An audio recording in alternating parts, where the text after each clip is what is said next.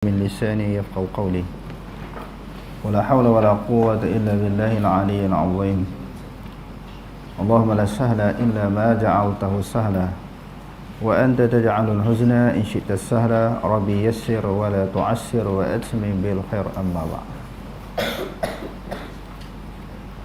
Kewajiban beriman dengan kesemua Rasul. Sebahagian daripada asas akidah, asas dasar ataupun prinsip akidah, dan juga sebahagian daripada rukun ataupun tiang kepada iman, iaitu beriman kepada semua para rasul dan para nabi yang diutuskan oleh Allah Ta'ala. Kita tidak boleh memilih sebagaimana yang dilakukan oleh orang Yahudi dan Nasrani, memilih sebahagian rasul, menolak sebahagian yang lain. Orang Yahudi dia terima Nabi Musa AS, nabi yang lain, rasul yang lain ditolak. Orang Nasrani dia terima Nabi Isa, dan nabi yang lain juga ditolak. Allah Subhanahu wa taala ajar kita dalam Al-Quran, la nufarriqu baina ahadin minhum, kami tidak membezakan mana-mana orang daripada kalangan rasul. Sebab rasul-rasul ini adalah merupakan lantikan pilihan daripada Allah. Mana mungkin kita boleh mempertikaikan sesuatu yang dipilih oleh Allah, seseorang yang dilantik oleh Allah Ta'ala. Sudah tentu pilihan Allah, lantikan Allah itu adalah individu ataupun orang yang terbaik, dilantik menjadi nabi, dilantik menjadi rasul. Maka di dalam masalah iman dan kepercayaan ini, kita tidak ada ruang, tidak ada alasan untuk menolak, mempertikaikan, tidak menerima, tidak beriman daripada mana-mana rasul yang diutuskan oleh Allah Subhanahu wa taala. Okey, terus. Orang Islam beriman dengan kesemua Rasul. Mengkufuri seorang sahaja daripada mereka bererti menolak kesemua Rasul. Jadi tak payah nak tolak 25 tu. 25 orang yang Allah Ta'ala sebut dalam Quran, dan ayat-ayat yang berkaitan dengan 20 orang 5 rasul yang diutuskan oleh Allah Ta'ala, kita dah baca pada pelajaran kita yang lalu. Jadi untuk dikira, dianggap seseorang itu kufur, kafir, murtad, terkeluar daripada Islam, dia tidak memerlukan menolak kesemua rasul-rasul yang diutuskan oleh Allah. Maknanya padan dia tolak seorang je. Sama ada tolak Nabi Muhammad ke, Nabi Adam, Nabi Idris, Nuh, Hud, Saleh, tak kira. Mana-mana rasul yang ditolak salah seorang, dianggap kufur. Okey, terus. Firman Allah Subhanahu wa taala, "Kazzabat qaum Nuhin al-mursalin."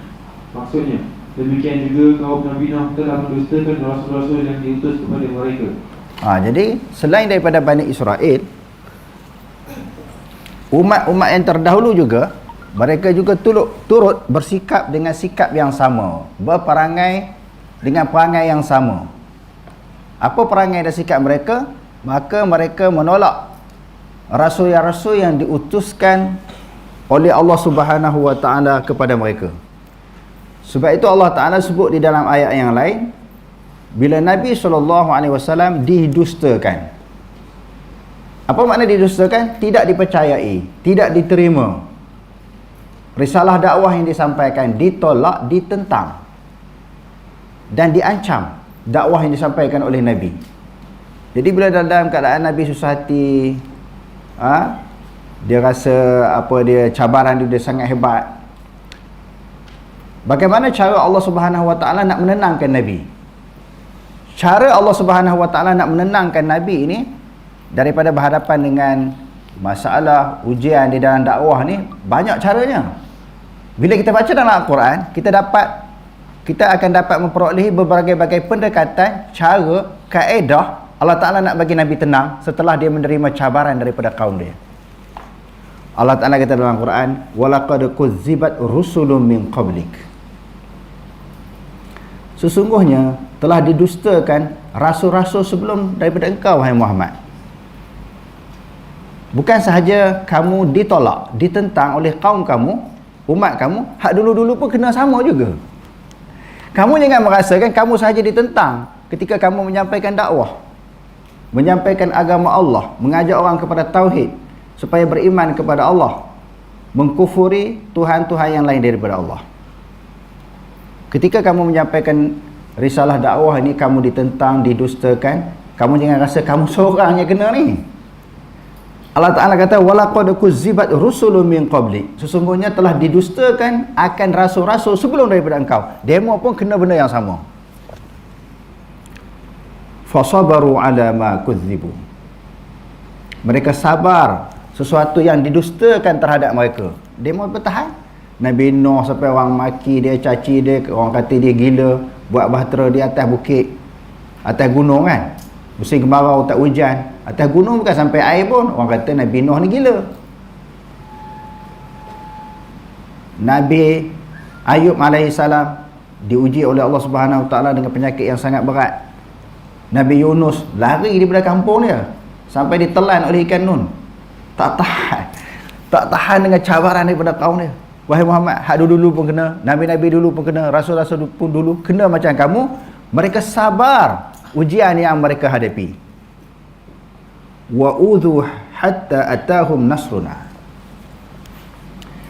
Wahai Muhammad, mereka disakiti sehingga datangnya pertolongan kami.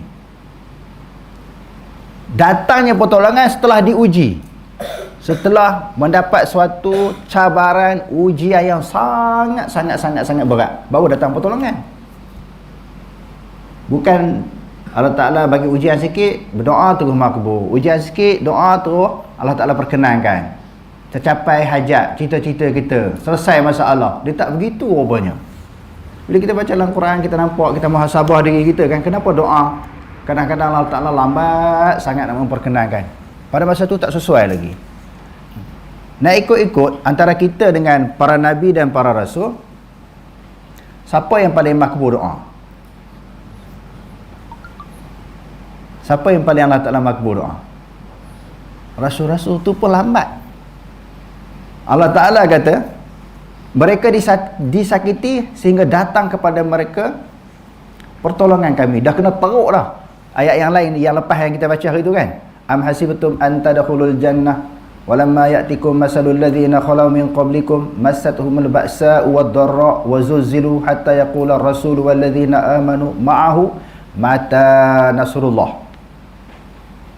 Bilakah lagi Allah Ta'ala nak tolong ni? Bila nak mencapai kejayaan, kemenangan? Allah kata ala inna nasrallahi qaribun. Ketahuilah pertolongan Allah, kemenangan Allah Ta'ala itu hampir.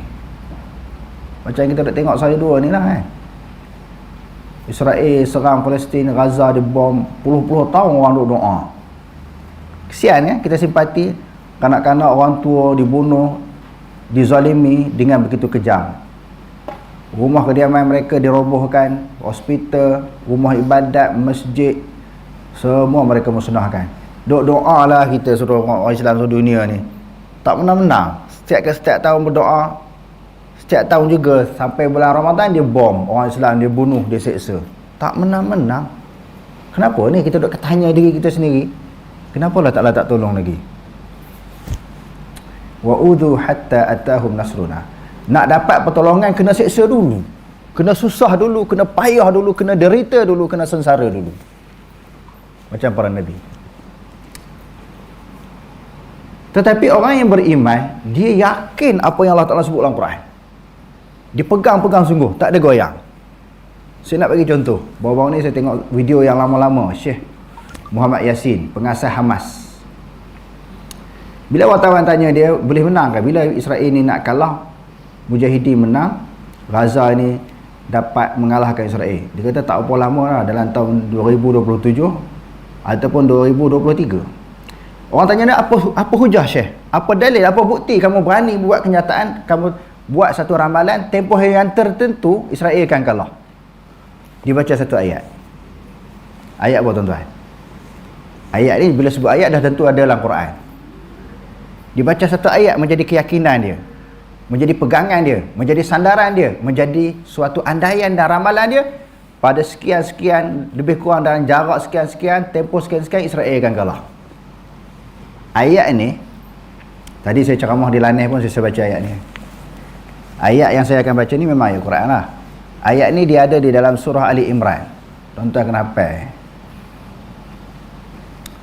Masa saya pergi ke Lahore dulu, saya duduk di Peshawar, belajar di Peshawar sebelum belajar turun di Karachi.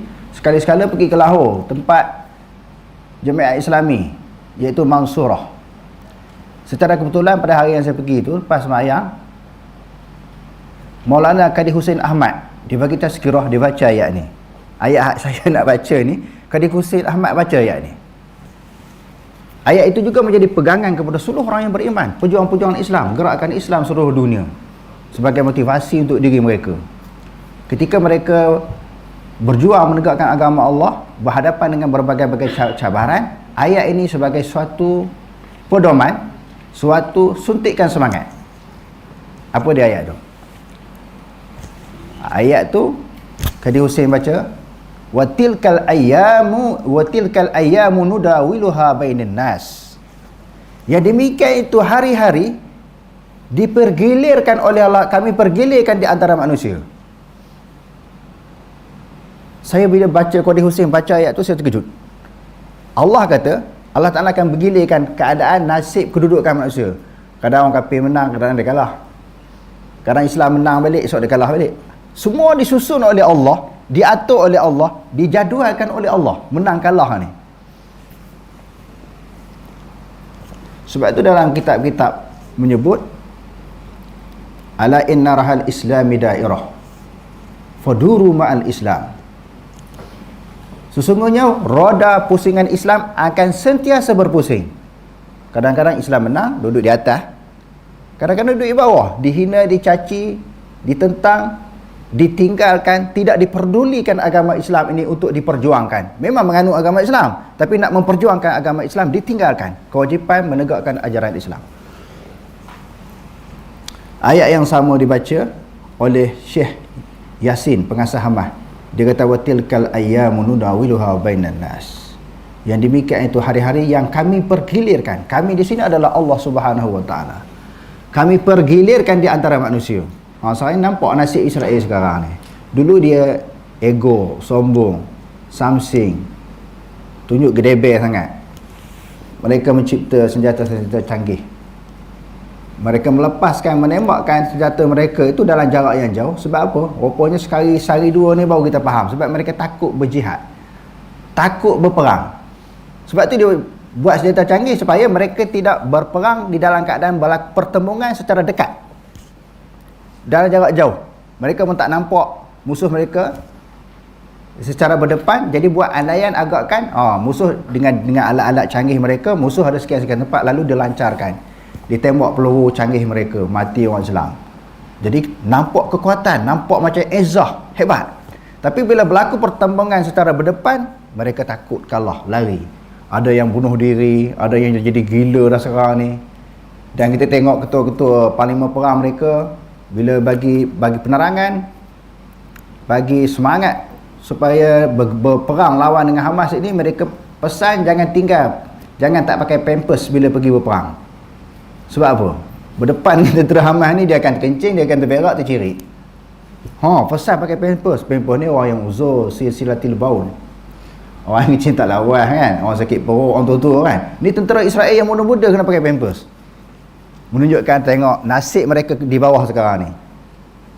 Allah Ta'ala angkat pejuang Islam, mujahidin Islam, suatu tahap kedudukan yang mulia. Mereka memperolehi kemenangan demi kemenangan di dalam peperangan yang berlaku di Gaza sekarang ni. Dan Allah Ta'ala sebut banyak dalam Quran, in tansurullah yansurkum wa yusabbit aqdamakum. Sekiranya kamu menolong agama Allah Ta'ala, Allah Ta'ala akan tolong kamu dan meneguhkan, memantapkan pendirian kamu. Kalau kita tengok ayat ini, hak kita baca tadi, Allah Ta'ala pujuk Nabi, Allah Ta'ala tenangkan Nabi. Wa'udhu hatta atahum nasruna. Mereka disakiti sehingga datang kepada mereka pertolongan dan bantuan kami. Wala mubaddila li kalimatillah. Wala mubaddila li kalimatillah. Dan sekali-kali tidak ada orang yang dapat menukar kalimah Allah. Kalimah Allah Ta'ala ni Janji Allah, dalam tafsir dia kata liwa'dihi wa nasrihi, janji Allah dan pertolongan Allah Ta'ala. Siapa pun tak boleh nak tukar. La mubaddila, mubaddila ni isim fa'il. Baddala yubaddilu tabdilan mubaddilun. Isim fa'il maknanya yang orang yang menukar. Dalam ayat ini Allah Ta'ala kata tak ada siapa yang boleh tukar janji Allah. Apa janji Allah? In tansurullaha yansurkum. Jika kamu menolong agama Allah, Allah Ta'ala akan menolong kamu. La mubaddila li kalimatillah. Tidak ada siapa yang dapat menukar kalimah Allah, maknanya janji-janji Allah dan kemenangan yang datang daripada Allah. Walaqad ja'aka min naba'il mursalin. Dan dari akhir ayatnya Allah Ta'ala kata, wahai Muhammad, telah datang kepada engkau min naba'in, daripada maklumat, daripada cerita, daripada penghabaran rasul-rasul yang terdahulu. Kamu jangan duk susah hati lah, rasul dulu pun kena sama teruk. Telah sampai kepada kamu suatu maklumat, penghabaran tentang cerita rasul-rasul dulu. Ini di antara cara Allah Ta'ala nak pujuk Nabi. Di antara cara lain banyak lah kan. Di antaranya Allah Ta'ala jemput Nabi SAW naik ke langit di dalam peristiwa Isra' dan Mi'raj. Bila Nabi tengok syurga neraka, Nabi pun balik tenang. Dia bawa satu semangat baru untuk menyampaikan dakwah. Yang apa yang dalam kubur, apa yang ada di akhirat, cabaran tersebut lebih besar apa yang dia hadapi di atas dunia. Dia turun dengan semangat, bukan sahaja dengan maklumat syurga neraka, orang buat baik ini balasan, jahat ini balasan. Dia turun dengan semangat baru untuk meneruskan dakwah dia, turun daripada langit. Jadi hebatnya Allah, bagai-bagai cara nak menenangkan Nabi, memujuk Nabi apabila Nabi SAW berhadapan dengan ujian yang sangat berat. Okey, terus firman Allah Subhanahu wa ta'ala, innal ladhina yakfuruna billahi wa rusulihi wa yuriduna an yufarriqu baina Allahi wa rusulihi wa yaquluna nu'minu bi ba'din wa nakfuru bi ba'd wa yuriduna an yattakhidhu baina dhalika sabila ulaika humul kafiruna haqqan wa a'tadna lil kafirina 'adzaban muhina. Maksudnya, sesungguhnya orang-orang yang kufur ingkar kepada Allah dan Rasul-Rasulnya, dan orang-orang yang hendak membeza-bezakan iman mereka di antara Allah dan Rasul-Rasulnya, dan orang-orang yang berkata, kami beriman kepada setengah Rasul-Rasul itu, dan kufur ingkar kepada setengahnya yang lain, serta bertujuan hendak mengambil jalan lain antara iman dan kufur itu. Mereka itulah orang-orang yang kafir dengan sebenar-benarnya, dan kami telah menyediakan bagi orang-orang kafir itu azab siksa yang menghina. Kesan beriman dengan Rasul. Bila seseorang itu beriman kepada Rasul, dia mesti ada kesan, ada hasil, ada natijahnya. Contohnya dalam rukun iman itu, salah satu daripada rukun iman yang wajib kita imani, kita percaya, kita berpegang dan i'tiqad, beriman tentang adanya hari kiamat. Bila seseorang beriman, percaya, yakin adanya hari kiamat, apa kesannya? Hari kiamat itu apa? Hari pembalasan. Apa yang dilakukan, dipersembahkan, perbuatan, tindakan, kelakuan manusia atas dunia, ada balasannya di akhirat. Apabila seseorang yakin tentang wujudnya hari akhirat, kesannya dia mengadakan persiapan. Dia menyediakan persiapan yang banyak sebelum dia berpindah, bermusafir, pergi ke suatu negeri yang dia tak balik-balik. Kita atas dunia ni pergi musafir kan, mana-mana negeri, mana-mana tempat, mungkin balik hari, pergi pagi balik petang, pergi pagi balik malam, ataupun 2 hari baru balik, seminggu baru balik. Jadi kita bawa persiapan tak? Sekurang-kurangnya bekalan pakaian, minuman, makanan, ataupun RM1 untuk keperluan kita di dalam musafir. Tengoklah berapa lama pemergian kita, musafir kita, sekadar itu persiapan kita. Sebulan musafir, orang pergi ke Mekah, sebulan dia musafir kan. Dia persiapkan kelengkapan dan keperluan selama tempoh sebulan. Mesti kena bersiap, mana tak boleh tak bersiap. Kalau tak bersiap ni, kita akan ditimpa kesulitan dan kesusahan. pernah berlaku daripada kalangan sahabat pergi menunaikan haji di Mekah Al-Mukarramah daripada Madinah, berbekalkan tawakal, tak bawa bekalan makanan, minuman. Pergi sana, makanan tak ada, perut lapar, akhirnya minta sedekah. Allah Ta'ala kata tazawwadu fa inna khairaz zadi taqwa. Berbekal lah, tetapi ingat bekalan yang paling baik takwa lah. Dengan takwa saja kamu takkan kenyang. Wa tazawwadu fa inna khairaz zadi taqwa. Berbekal boleh. Mereka menganggap bila ada ketakwaan, kepercayaan yang tinggi kepada Allah, tawakal yang tinggi kepada Allah, tak payah buat persiapan bekalan. Makanan minuman tak payah bawa. Sampai pergi sana lapar. Allah Ta'ala kata kena bawa bekal juga. Walaupun nak pergi ke Mekah tu buat haji untuk mencapai keredaan Allah Ta'ala, nak pahala, nak syurga, bekal kena bawa. Ini kita pergi tuan-tuan, satu negeri yang tak balik-balik. Pergi ke Mekah sebulan lebih pun balik. Pergi satu negeri yang tak balik-balik. Kena bawa buat persiapan tak? Kena bawa bekalan banyak tak? Lagi kena banyak. Lagi kena banyak. Sebab satu pergi satu tempat yang tak balik-balik. Ya Allah Ta'ala kata dalam Al-Quran, yauma la yanfa'u malun wala banun illa man atallaha biqalbin salim. Pada hari yang tidak ada guna harta benda dan anak pinak melainkan mereka yang datang kepada Allah dengan hati yang sejahtera. Itu kesan daripada beriman dengan hari akhirat, iaitu kita ada persiapan. Besok mati esok tak ada persiapan, nak bawa bekalan apa ni. Apa pula kesan daripada beriman kepada Rasul? Mesti dia ada kesan. Beriman kepada Rasul ke, hari kiamat, qada qadar, kitab, malaikat dan sebagainya, mesti dia ada kesan daripada keimanan tersebut. Di antaranya ialah, okey terus. Mengetahui inayah Allah terhadap para makhluknya. Mengetahui maknanya inayah, maknanya bantuan, pertolongan, kepedulian Allah, pengawasan Allah, pertolongan Allah. Jadi itu maknanya inayah, bantuan, pertolongan Allah, kepedulian Allah Ta'ala terhadap makhluknya. Maknanya setiap gerak-geri, tindak tanduk, perbuatan makhluk tidak terlepas daripada maklumat pengetahuan Allah Subhanahu Wa Ta'ala. Okay, terus dia telah memutuskan para rasul untuk membawa hidayah dan memimpin hidup mereka. Jadi manusia berada di dalam kegelapan. Jadi Allah Ta'ala ni atas sifat rahmat Allah Ta'ala, kasih sayang Allah Ta'ala ni tak nak bagi manusia berterusan dalam keadaan sesat.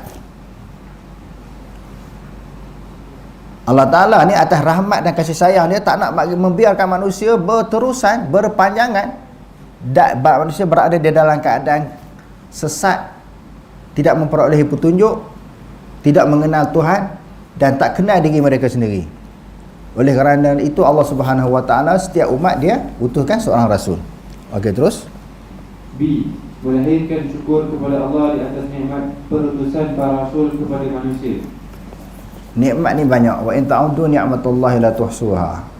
Kalau kamu nak kira nikmat Allah Ta'ala tak terhitung. Sebahagian daripada nikmat, bahkan nikmat ini di antara nikmat yang besar, diutuskan rasul. Kalau rasul tak ada, manusia berkekalan di dalam keadaan sesat. Okey, terus C. Mengasihi, menghormati dan menyanjung para rasul mengikut yang layak bagi mereka.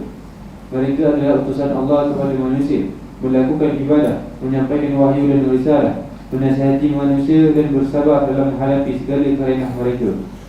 Jadi di antaranya kesan beriman kepada Rasul ini mengasihi, kita kasih kepada Rasul. Sebab apa kasih? Jasa Rasul, dibawa petunjuk, bawa hidayah bagi kita kenal Allah. Kita ni, dan dah bagi kita siapa kita adalah hamba, Tuhan kita adalah Allah. Semua risalah, maklumat datang daripada Rasul. Bahkan kecintaan kepada Rasul ini lebih penting daripada kedua ibu bapa kita dan seluruh manusia. La yu'minu ahadukum hatta akuna ahabba ilaihi min walidihi wa waladihi wan nasi ajma'in. Tidak sempurna iman kamu sehingga kamu mengasihi, meletakkan aku paling kamu kasih, Nabi kata, lebih daripada ayahnya, anaknya dan seluruh manusia.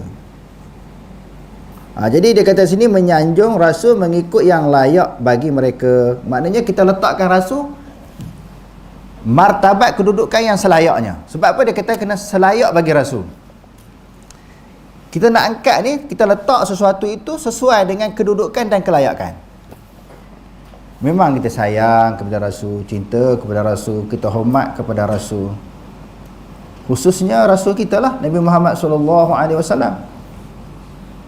Dalam keadaan kita hormat, kita sanjung, kita cinta, kita kasih kepada mereka, tetapi Allah mengajar kena letak sayang tu, hormat tu, kedudukan yang sesuai dengan dia. Apa maksud? Maksudnya jangan akad lebih sampai meletakkan kedudukan taraf Rasul ini sebagaimana Tuhan, sebagaimana yang dilakukan oleh orang Yahudi dan Nasrani. Wa qalatil yahudu Uzairun ibnullah wa qalatin nasara al-masih ibnullah. Yahudi kata Uzair anak Allah. Anak Allah maknanya dia Tuhan. Nasrani pula kata Nabi Isa anak Allah, dia Tuhan. Hebat, mulia, macam mana pun para nabi dan para rasul, dia tak setaraf dengan Allah Ta'ala. Sebab mukhalafatuhu ta'ala lil hawadis, laisa kamitslihi syai' wa lam yakul lahu kufuwan ahad. Tak sama sayang macam mana pun. Para sahabat ini bila dah Nabi SAW banyak berjasa kepada mereka, mentarbiah, mendidik, mengasuh mereka daripada sejahat-jahat manusia zaman jahiliah dulu. Jadi manusia yang baik, yang berjuruh orang kata, yang hebat, yang berakhlak tinggi, ketakwaan yang tinggi, budi pekerti yang tinggi. Siapa yang latih, didik, asuh, ajar demo? Adalah Rasulullah kan. Jadi mulalah nak mengangkat Rasulullah ni, nak mendewakan dan mengagungkan Rasulullah sebagaimana Tuhan. Nak buat macam umat yang terdahulu, kaum yang terdahulu. Rasulullah kata la tatra'uni kama taradatil masihu kama taradatin nasara 'alal masih ibni Maryam. Rasulullah dah nampak pelik ni, nak mendewakan dia bukan setakat cium tangan, lebih daripada itu lagi. Ada yang nak minum air kencing Nabi, minum darah Nabi, nak mengangkat Nabi daripada kedudukan sebagai seorang manusia yang dilantik oleh Allah Ta'ala sebagai Nabi dan Rasul, nak diangkat kedudukan Nabi sebagaimana Tuhan. Tak boleh. Sayang macam mana pun, cinta macam mana pun kita terhadap Rasulullah, dia tetap manusia. Janganlah kamu mendewa-dewakan, mengagung-agungkan aku sebagaimana yang dilakukan oleh orang Nasrani terhadap Isa ibnu Maryam. Sekarang orang sekarang duk sayang ulama ke kan, tok guru ke syekh ke habib kan, jangan angkat lebih, jangan letak lebih daripada sempadan, daripada hak. Tak boleh. Sayang memang kita sayang orang yang lebih hebat daripada kita, lebih mulia daripada kita, berjasa kepada kita, memang kita hormat, tapi jangan angkat lebih. Kalau para umat Nabi yang terdahulu cuba nak buat macam tu, para sahabat cuba juga nak buat Nabi macam tu, Nabi larang. Hak zaman kita sekarang ni pun macam tu lah. Sebab tu Dr. Hamka sebut semalam dalam buku yang kita baca tu, dia kata apa? Kami akan tebang pokok yang dia bukan merupakan pokok. Pokok ni maknanya asas, dasar agama. Kami akan tebang kalau dia bukan pokok. Kalau bukan pokok agama, ajaran itu daripada agama, bukan daripada agama, kami akan cantah. Bila orang kata, orang-orang yang masa tu disebut sebagai kaum muda kan, sikit-sikit yang tu bid'ah, tak betul, tak boleh ikut, maknanya kami akan cantah kerana dia bukan pokok, dia bukan asas yang ada dalam agama Islam. Kami akan cantah. Dan kami tidak bertolak ansur benda yang berlaku penambahan, tokok tambah di dalam agama. Tengok satu pendirian yang sangat tegas. Benda hak tak ada dalam agama tak boleh kita kaitkan dia dari sebahagian daripada agama. Jadi maknanya kasih Nabi dan para Nabi dan para Rasul sesuai dengan kedudukan mereka sebagai manusia yang dilantik, yang dipilih oleh Allah. Okey, terus bilangan Rasul. Hikmah Allah Subhanahu Wa Taala menghendaki dia mengutuskan seorang Rasul kepada setiap umat. Dia tidak mengutuskan Rasul untuk seluruh umat manusia selain daripada Nabi Muhammad SAW sahaja. Keadilannya menuntut dia tidak mengazabkan seorang pun dalam kalangan makhluk, melainkan setelah ditegakkan hujah terlebih dahulu. Jadi maknanya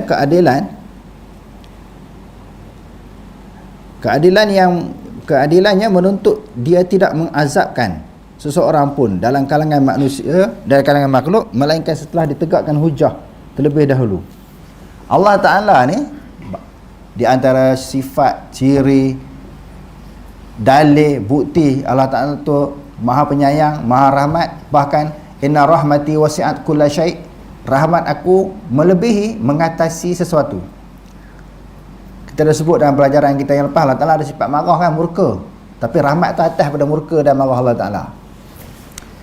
Di antara buktinya, Allah Ta'ala orang yang sesat, orang yang menyeleweng, orang yang kafir, Allah Ta'ala tak terus mengazab mereka tanpa ditegakkan bukti, ditegakkan hujah. Maknanya sampai maklumat dulu kepada mereka tentang Allah Ta'ala itu wujud, kena beriman kepada Allah, selain daripada Allah Ta'ala bukan Tuhan. Diterangkan, dikemukakan hujah terlebih dahulu.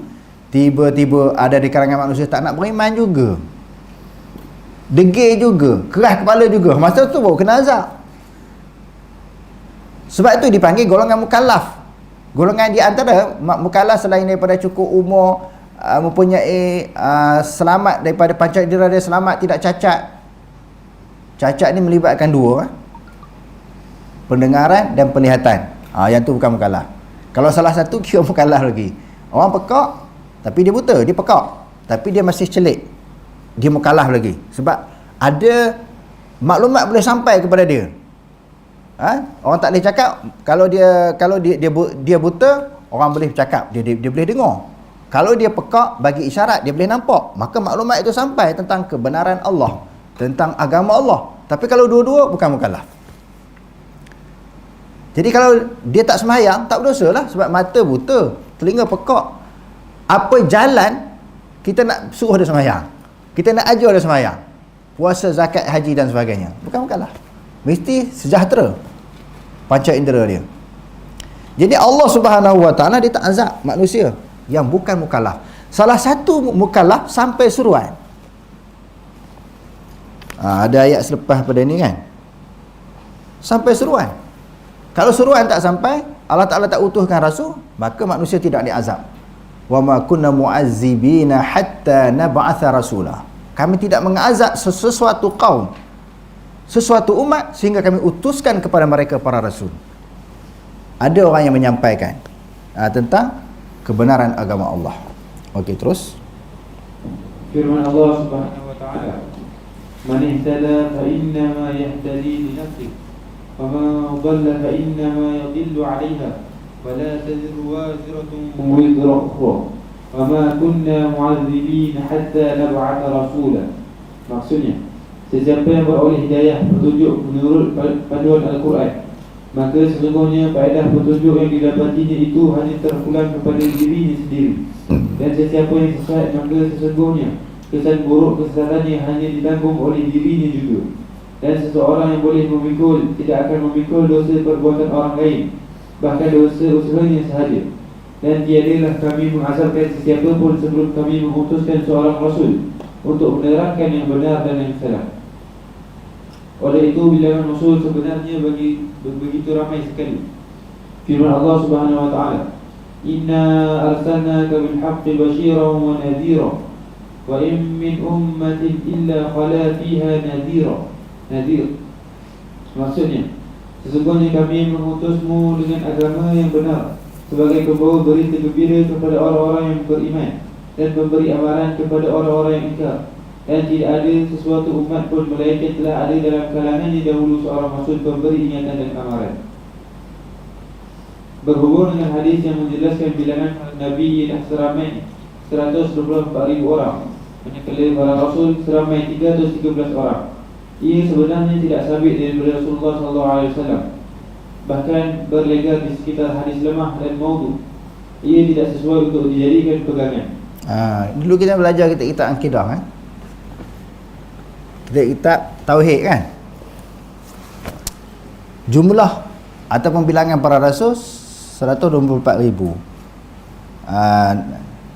Dan juga hak tu yang itu Nabi rasul pula 313 orang.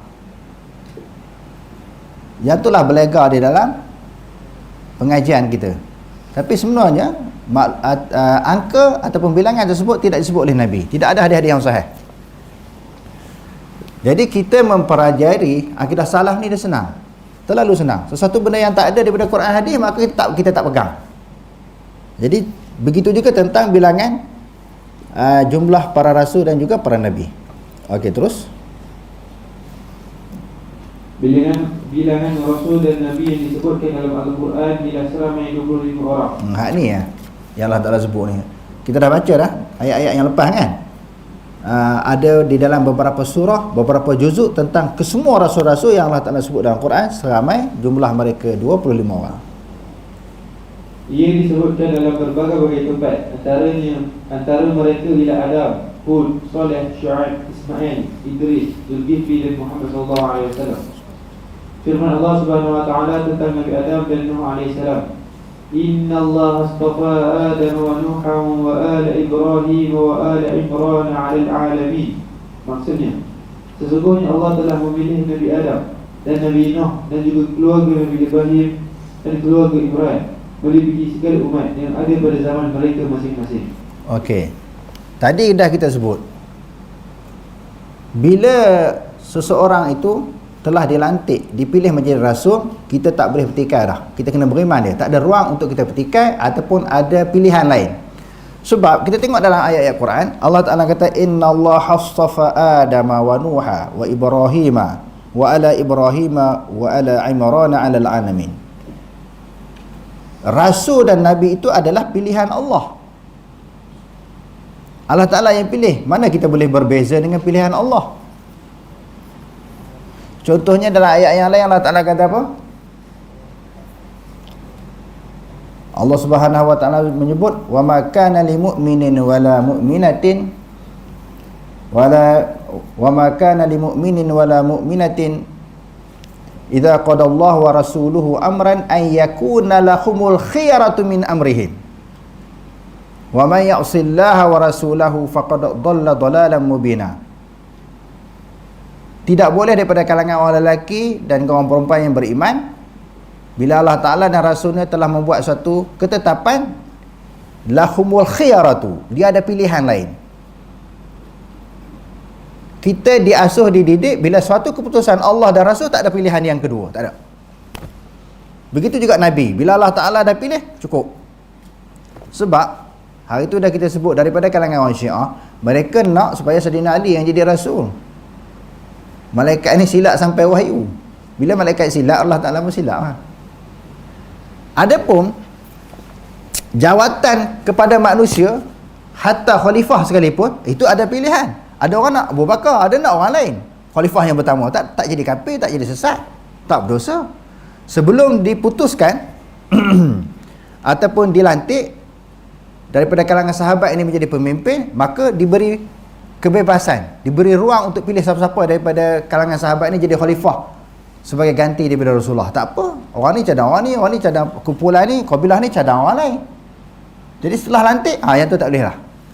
Jadi jawatan manusia biasa selain daripada Nabi ini boleh ada mesyuarat, boleh ada perbincangan, boleh ada pilihan. Wallahu a'lam. Aqulu qawli hadza wa astaghfirullahal azim li wa lakum. Wassalamu alaikum warahmatullahi taala wabarakatuh.